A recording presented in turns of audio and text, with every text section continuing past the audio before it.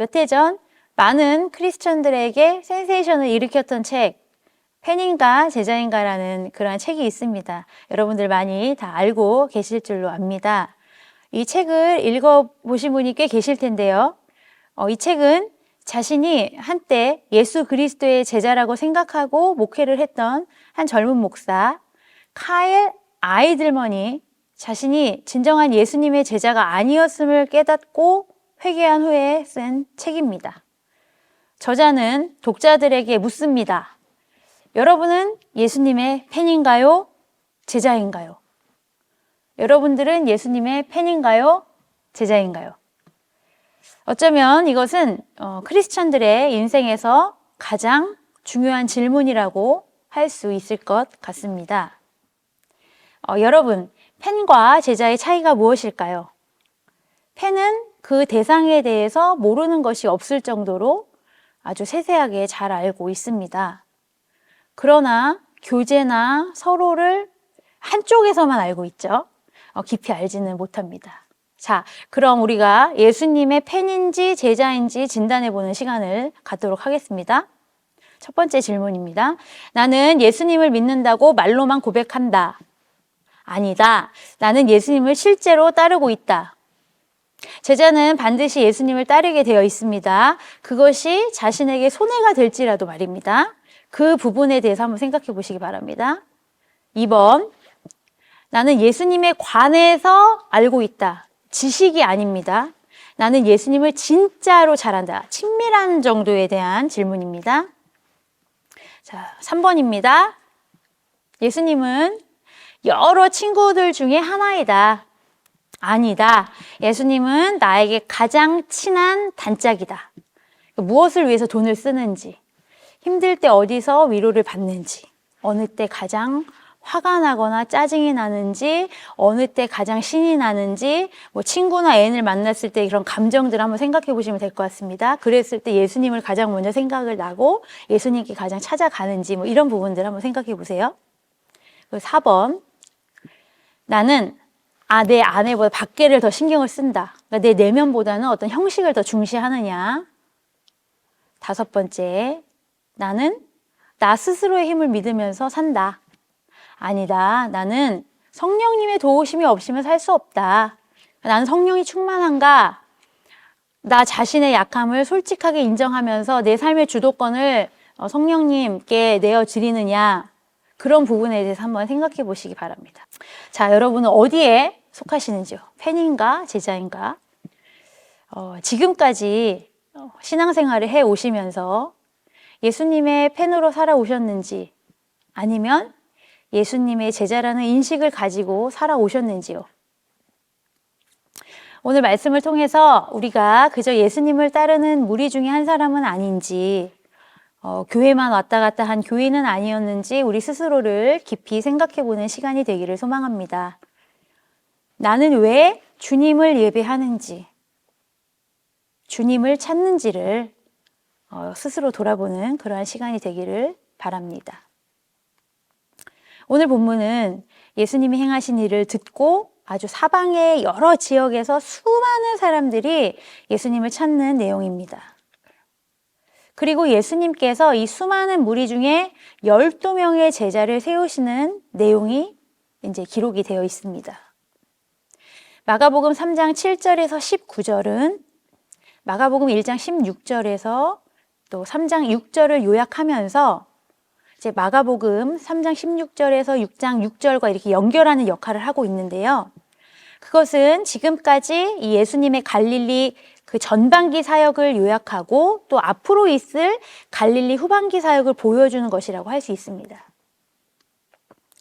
갈릴리 주변에서 행해진 이 예수님의 전반기 사역은 상당히 성공적이었습니다. 그래서 이 유대 전 지역에서 폭넓은 대중의 지지를 얻게 되었죠. 예수님의 사역의 결과로 사람들뿐 아니라 심지어 귀신들까지도 예수님이 하나님의 아들이심을 인식하게 되었습니다. 예수님은 자신의 사역이 불필요한 대중들의 관심을 받을까 우려해서 귀신들에게 침묵할 것을 명령하시는 내용이 또 나옵니다. 그러나 이 많은 무리들은 예수님을 쫓았습니다.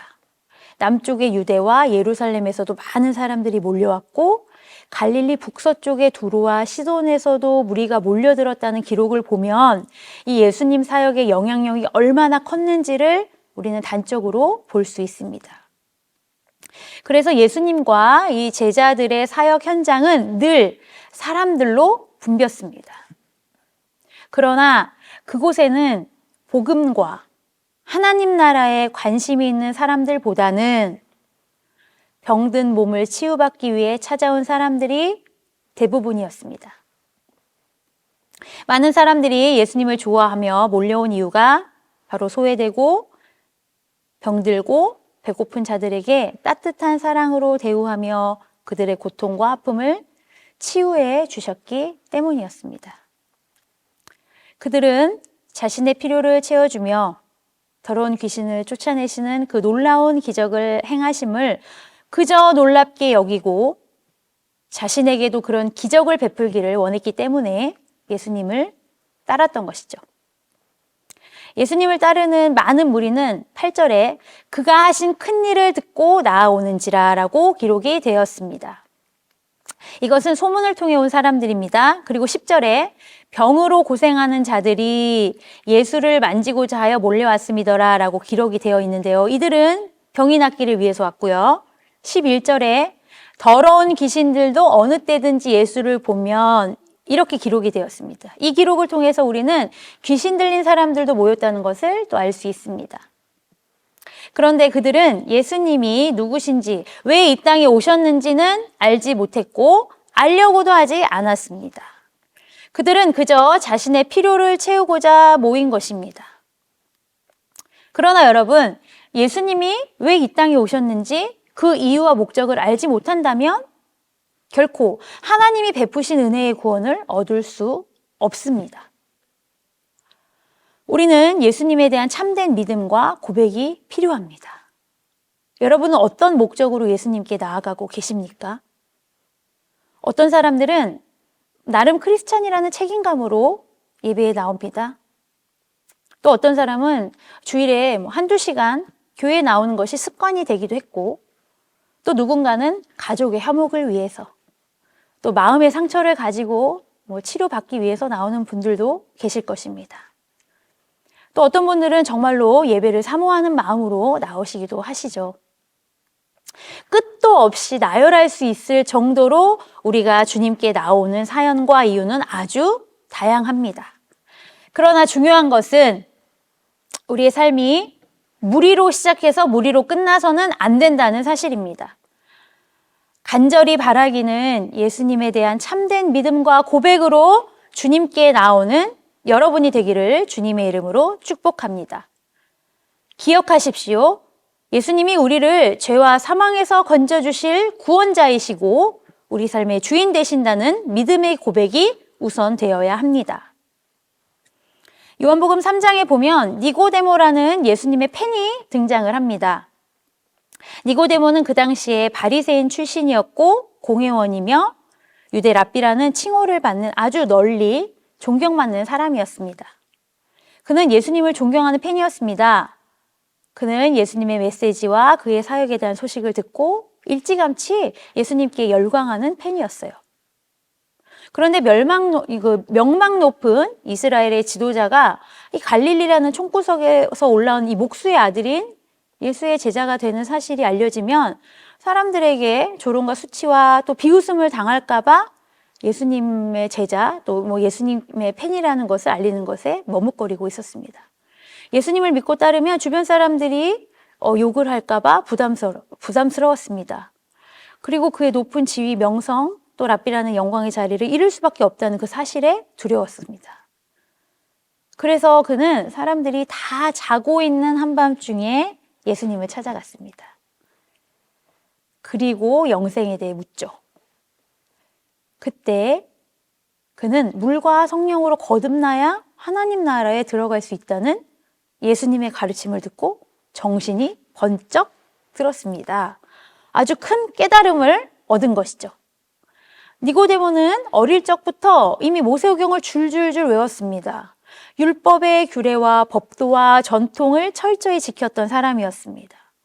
그런 사람이 예수님께서 당연히 제자로 받아주시지 않았을까요? 그런데 예수님은 그런 그의 의로운 행동과 종교의 그 의식에는 전혀 관심이 없으셨었던 것 같습니다. 그렇다면 예수님이 원하시는 것은 무엇이었을까요? 그것은 바로 거듭남으로 하나님과 영적인 관계를 맺는 것이었습니다. 실제로 니고데모는 바리새인이었고 사내들이 공회원이요 유대인의 랍비였지만 거듭남에 대한 영적 체험을 하지 못했습니다. 그래서 예수님은 네가 하나님의 나라에 들어가려면 물과 성령으로 거듭나야 한다고 그의 자존심을 건드렸습니다. 즉 너의 종교적인 열정과 의식을 행한다고 천국에 들어갈 수도 없고 하나님을 알지도 못한다고 전곡을 찌르셨습니다. 예수님이 원하시는 것은 아는 정도로 그치는 것이 아니라 그분의 말씀을 전적으로 믿고 따르는 사람을 원하십니다. 다시 오늘 본문으로 돌아가겠습니다. 예수님은 기적에만 흥분한 무리에게 하나님 나라의 복음을 가르치기 위해 작은 배를 띄우셨습니다. 예수님은 무리의 병을 고쳐주시고 귀신들도 쫓아내셨지만 이 일을 복음을 능력 있게 전하는 방편으로 삼으셨습니다. 여러분, 이러한 기적이 우리 신앙의 목적이 되어서는 결코 안 됩니다. 기적보다는 복음의 진리에 귀를 기울이고 집중하는 저와 여러분이 되기를 주님의 이름으로 축복합니다. 귀신까지도 주님을 인정했습니다. 11절입니다. 그들은 예수를 보면서 그 앞에 엎드려 부르짖어 이르되 당신은 하나님의 아들이니이다 라고 말했습니다. 여러분은 예수님이 정말 누구신지 알고 계십니까? 더러운 귀신조차 고백하는 그 예수님을 깊이 알지도 못하면서 말로만 믿는다고 고백하고 있지는 않는지요? 아니면 예수님을 실제로 믿고 따르고 계십니까? 사랑하는 성도 여러분, 무리 가운데 한 사람으로 내 소원을 성취하기 위해 기적만을 추구하며 주님 앞에 나오는 팬이 되지 않기를 주님의 이름으로 축복합니다. 화면으로 그저 예배를 보는 관객이 되지 않기를 간절히 부탁드립니다. 예수님을 실제로 믿어 예수님을 삶의 목적으로 삼는 우리 모두가 되기를 주님의 이름으로 축복합니다. 이어서 예수님은 산에 오르신 후에 자기가 원하는 자들을 불러 모으셨습니다. 그 중에 12명의 제자를 특별히 택하시고 세우셨는데 그 목적은 바로 그분과 함께 있게 하시기 위함이었고 또 세상으로 보내셔서 그분과 같이 하나님 나라의 일을 전하는 전도의 일을 하게 하시기 위함이었습니다. 여러분은 제자이십니까? 주님께서 여러분을 제자로 부르셨음을 확신하십니까? 그렇다면 예수님이 우리를 제자로 부르셨다는 사실을 인지할 때 제자는 어떤 삶을 사는 사람들일까요? 우리는 제자로서 어떻게 살아야 할까요? 14절입니다. 이에 12를 세우셨으니 이는 자기와 함께 있게 하시고 또 보내사 전도도 하며 귀신을 내쫓는 권능도 가지게 하려 하심이로라. 바로 주님과 함께 있는 것입니다. 그렇다면 어떻게 우리가 주님과 함께 있을까요? 어떻게 우리가 주님과 동행할 수 있을까요? 어떻게 우리가 주님과 동거할 수 있을까요? 여러분, 말씀을 묵상한다는 것이 그래서 중요한 것입니다. 내가 말씀을 묵상한다는 것은 하나님과 교제를 나누고 하나님과 대화를 한다는 것입니다. 제자들은 보이는 예수님과 함께 있었습니다. 그래서 그분의 행동, 모습을 보면서 배웠습니다. 그러나 여러분, 지금 하나님이 보이십니까? 예수님이 보이십니까? 우리는 보이지 않는 예수님과 함께 있어야 합니다. 어떻게 함께 있어야 하죠? 바로 그분의 말씀을 묵상하고 그분의 말씀 안에 거하는 것이죠. 말씀이 육신이 되신 분이 예수님이시기 때문입니다. 그렇기 때문에 우리가 교회 생활을 마치 다른 종교인들이 신앙생활 하듯이 어떤 인격적 교제나 형식적이거나 외적인 종교 생활처럼 해서는 절대로 안 됩니다. 하나님은 인격이십니다. 하나님은 우리를 만나주시는 분이고 또 우리들에게 말씀하시는 분이십니다. 우리와 대화를 하시는 분이시기 때문에 예수님의 제자로서 가장 먼저 우리들의 할 일은 그분과 함께 있도록 노력하고 애써야 하는 것입니다. 때로는 침묵을 하며 그분 안에 있기도 합니다. 때로는 말씀을 깊이 묵상함으로 그분의 말씀 안에서 함께 있을 수도 있습니다. 때로는 깊은 기도 생활을 통해 하나님과 서로 소통해 보십시오. 이렇게 하나님과 늘 함께 하시는 우리 모두가 되기를 주님의 이름으로 축복합니다. 이것이 신앙인으로서 또 예수님의 제자로서 부름받은 우리의 가장 중요한 순서라는 것을 기억하시기를 소망합니다. 세상은 점점 악해지고 또 점점 재미있는 것들이 많아집니다. 요즘 뉴스를 보면 무서운 일들이 너무 많습니다. 옛날에는 호환마마가 제일 무서운 것이었는데 이젠 우리 코앞에 마약이 가까이 왔습니다.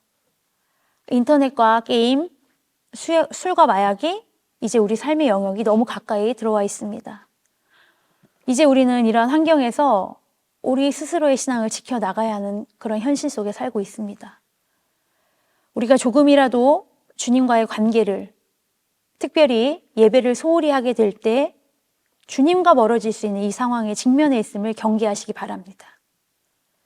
매 순간 우리에게 주어진 날들 가운데 주님과의 만남을 소중히 여겨서 각자의 영성을 지켜내는 사랑하는 성도님들 되시기를 주님의 이름으로 다시 한번 축복합니다. 두 번째는 예수 그리스도가 메시아요, 예수 그리스도가 구원자라는 사실을 사람들에게 우리가 있는 곳에서 알리는 것입니다. 14절에 또 보내사 전도도 하며 라고 기록되어 있습니다. 보통 교인은 자기 구원에 감사하고 감격하며 또 자기 은혜 받는 일에만 관심이 있죠. 그러나 예수님의 제자들은 이 다른 사람의 영혼에 대해서 관심을 갖습니다. 그래서 복음을 전하는 것이죠. 특별히 우리가 예수님의 제자로서 살 때 가장 중요한 것은 우리의 삶의 현장에서 예수님의 제자답게 사는 것입니다. 예수님은 자기가 원하는 자들을 부르시고 제자로 세우셨습니다. 그들은 예수님과 함께 생활하며 그분의 교훈을 배우고 복음을 전하는 사명과 또 권능을 부여받은 사람들이었습니다. 예수님께 부름받은 제자들은 예수님을 그저 만나기 위해 모인 무리보다 더 많은 시간을 주님과 보냈습니다.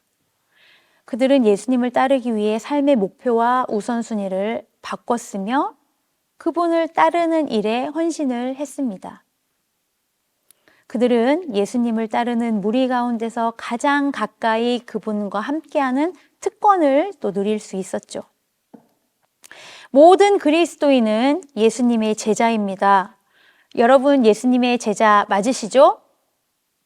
그러나 이 명목상의 제자가 있는가 하면 삶과 인격이 예수님을 닮은 참된 제자가 있다는 것을 우리는 기억해야 합니다. 예수님과 함께하는 그 특권을 누릴 수 있음에 감사할 수 있는 저와 여러분 되기를 주님의 이름으로 축복합니다. 그렇다면 예수님을 닮은 참된 제자로 사는 것은 어떤 삶일까요? 무엇일까요?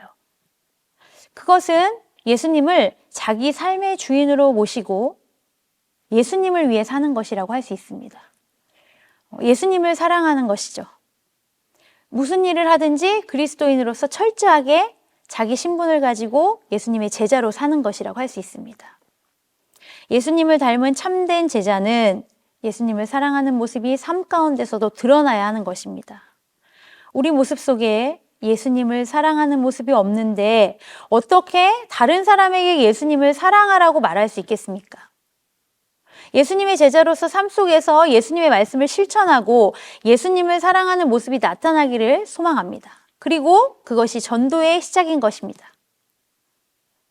예수님의 말씀을 실천하는 우리의 삶을 보고 사람들이 예수님이 구원자이시는 것을 알게 되고 우리 삶이 곧 복음이 되어야 하는 것이죠. 예수님께서 제자를 부르실 때 무엇이라고 하셨나요? 마가복음 1장 17절입니다. 예수께서 가라사대 나를 따라오너라 내가 너희로 사람을 낚는 어부가 되게 하리라 하시니. 아멘. 또 예수님의 오심에 대해서는 무엇이라고 말씀하십니까? 마가복음 1장 38절에 이렇게 기록되어 있습니다. 이르시되 우리가 다른 가까운 마을들로 가자. 거기서도 전도하리니 내가 이를 위하여 왔노라 하시고. 아멘. 그리고 오늘 공식적으로 12제자를 임명하면서 전도하게 하기 위해 임명한다고도 말씀을 하고 계십니다. 오늘 이 시간 이 말씀을 통해 우리도 제자로서의 삶을 살기로 다시 한번 결단하는 시간이 되기를 바랍니다. 주님이 우리에게 주신 사명은 전도입니다. 우리는 무리 중에 한 사람이 아닙니다. 그저 교회만 왔다 갔다 하는 교인의 신분이 아닌 것이죠.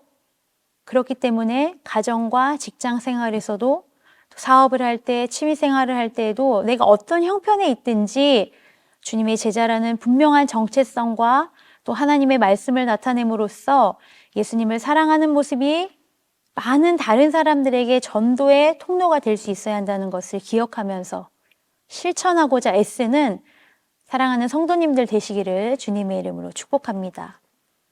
세 번째로 제자들은 이제 성령의 능력을 가지는 것입니다.